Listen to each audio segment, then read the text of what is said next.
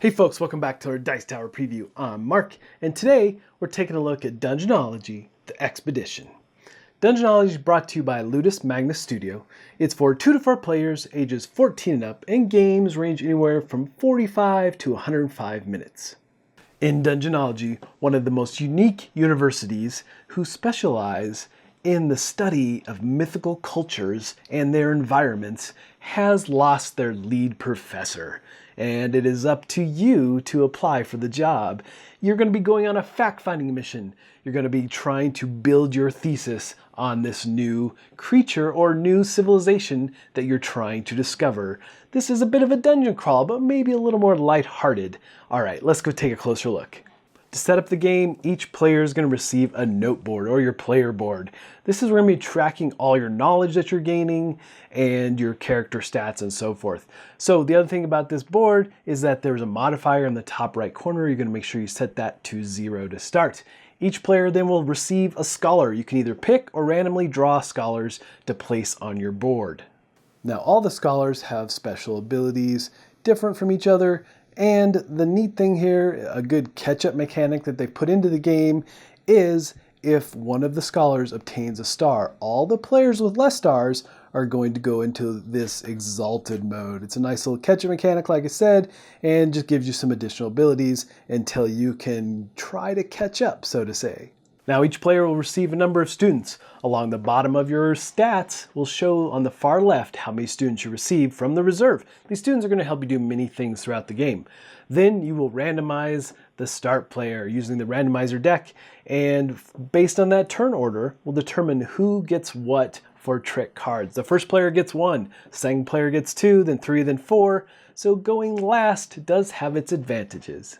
All right, so a quick look at some of these trick cards. You know, the nice thing, especially this one in particular, gives you bonus value in the middle. So you've got bonus values, you've got in the middle here, you've got your main effect, and then you have auxiliary effects.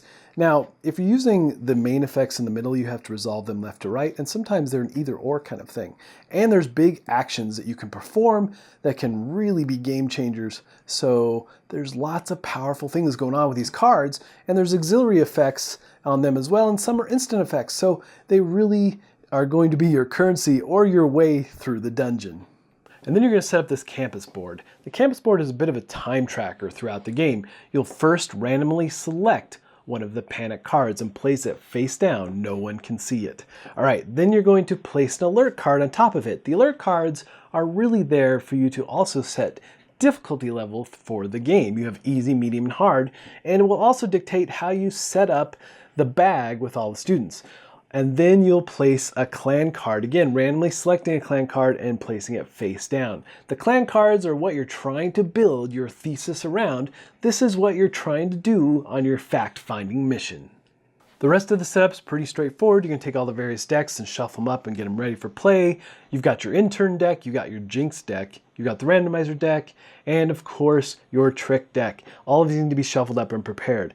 And then you're going to pick a boss or randomly pick a boss. However, in this game, I only had for the prototype a single boss to pick from.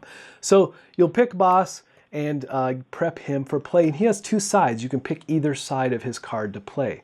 And then you have your various tokens, the excess cubes you're going to need, and then your main start tile, which is the encampment. You'll place all your figures on that card ready to go.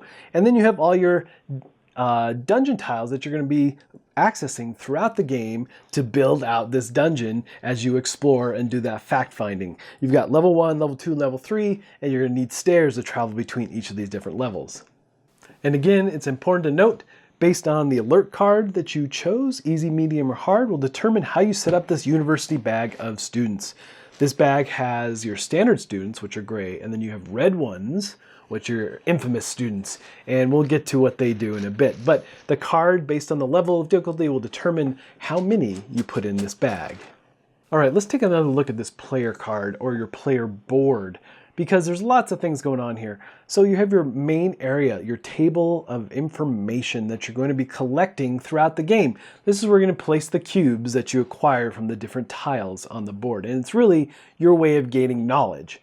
And then you have your stats across the bottom, dictating again how many students you can have, your movement speed, your number of cards you can hold in your hand, your stealth bonus, and there's just various things. It also shows how many cubes that you can pull at any one time from an area.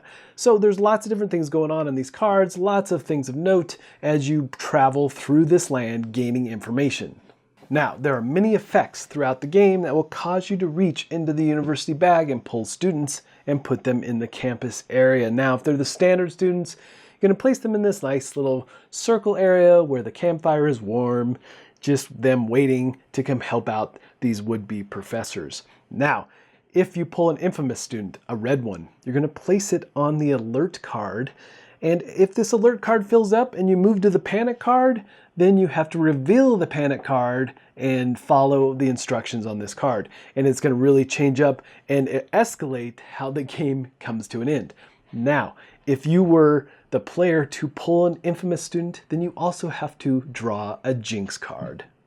And essentially, as you pull these infamous students and place them out on the alert card, the alert level of the dungeon raises, so that's something else to keep in mind. Now, the first thing you might do in your turn, as long as you've acquired enough knowledge cubes and you've acquired at least 2 stars in this information area on your player board, then you can try to submit your thesis.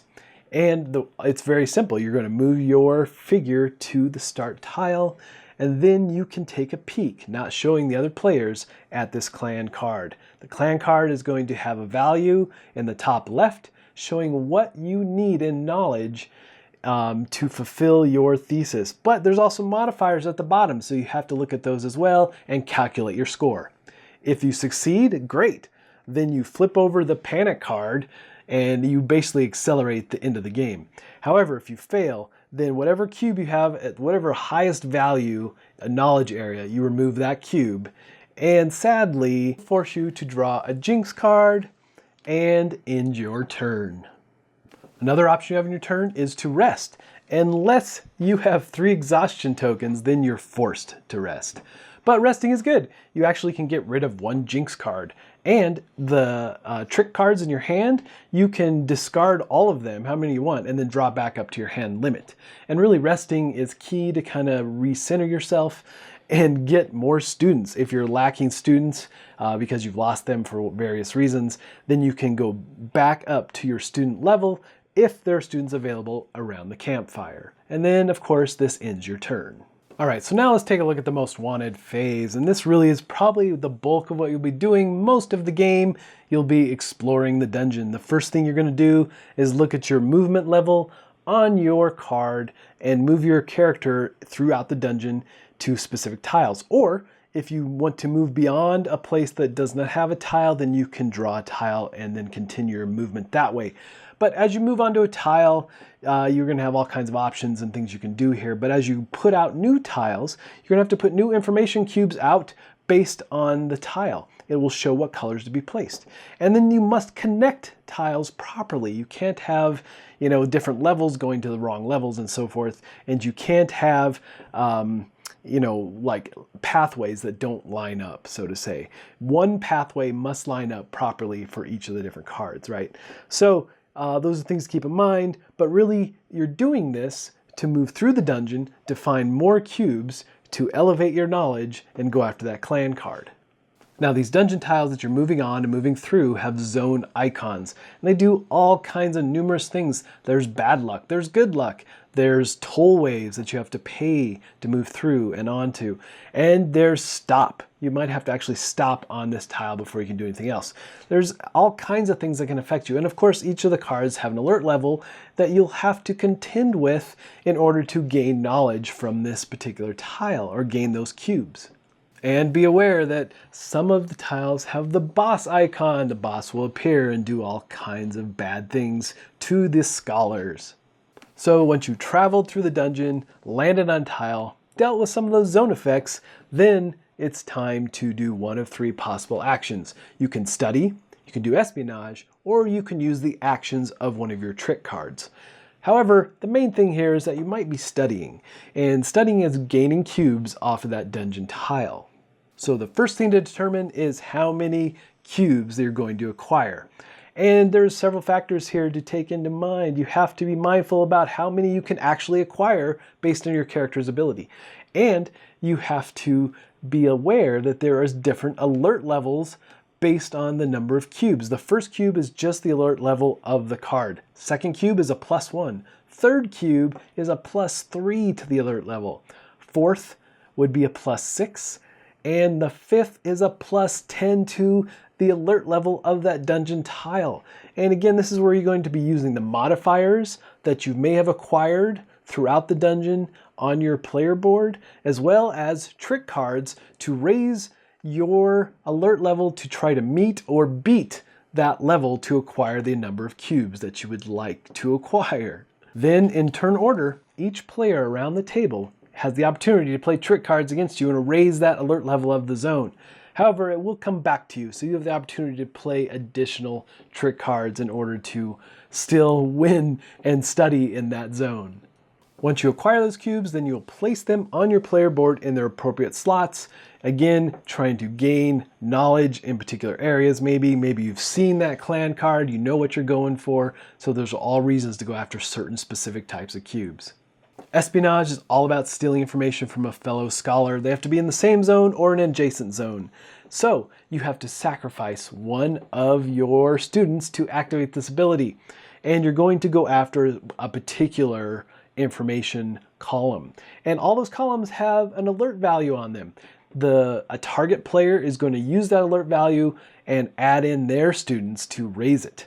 And then you're going to be battling back and forth with cards to determine who has the most, and you as the attacker, you're trying to meet or beat that alert value of the scholar you're going after. And if you do, then you win that cube you're trying to steal from them. However, if you fail, this is where you're going to get an exhaustion token. And really, again, if you acquire 3 of those exhaustion tokens throughout the game, then you're forced to rest. Or you might be activating an action on one of the trick cards. And in this case, we have the Love Potion, which is a pretty nice card.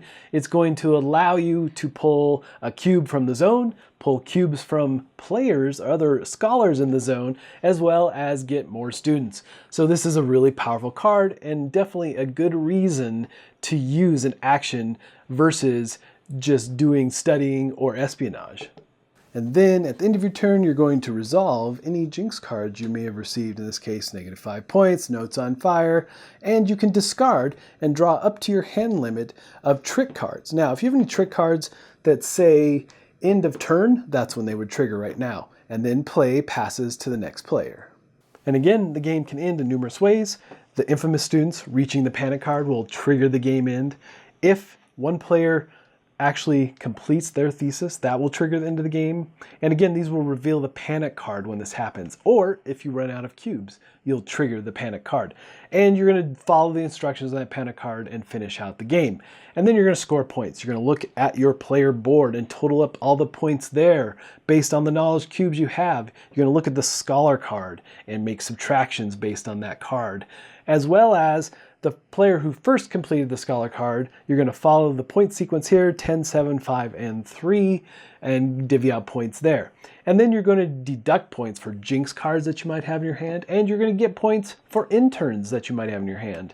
So there's lots of different ways to get points, and again, the player with the most points is going to be the ultimate scholar of the land. Alright folks, just a reminder once again, this has been a Dice Tower paid preview, and everything you've seen here has been in prototype form. So keep a close eye on the campaign for any changes that still may occur. Now with that said, there's a lot more going on in this game than we were able to show in this video. The zone icons for one, there's all kinds of different things that can happen as you enter these different zones. And there's like interns that you can acquire as well that really change up the game. You get those through some of the trick cards in different ways throughout as you play. There's also dungeon tiles that have blocked doors, colored doors, that may block you. If you're a scholar that doesn't have that knowledge type yet, you won't be able to go through that door. So there's lots of neat things going on in this game, and I really like the fact that this is a dungeon crawl that doesn't require you to go and kill monsters. You're actually on a fact-finding mission to submit that thesis to the college. So there's a lot to like in this game. However, if this looks like a game that would be of interest to you, I'm sure they would appreciate your support. So I think that's it from me, and until next time, We'll see you at the table. Thanks so much for watching the Dice Tower videos. Find more great videos and reviews, as well as our top-rated audio podcast at Dicetower.com. You can also find other great shows at Dicetowernetwork.com. I'm Eric Summerer, and you've been watching The Dice Tower. The Dice Tower is sponsored by Cool Stuff Inc., where you can find great games for great prices. Cool stuff in stock. Check them out at CoolStuffInc.com.